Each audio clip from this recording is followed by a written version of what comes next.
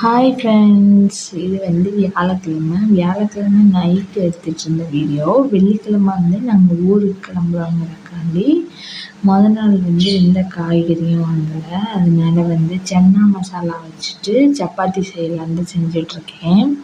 ஏன்னா ஊருக்கு கிளம்புறதுக்காக மாவுமே அரைக்கலை. அதனால் ஃபஸ்ட்டு சப்பாத்தி செஞ்சு சாப்பிடலான்ட்டு சப்பாத்திக்கு மாவு பிசைஞ்சு வச்சுட்டு சன்னா மசாலாவும் செய்ய ஆரம்பிச்சிட்டேன்.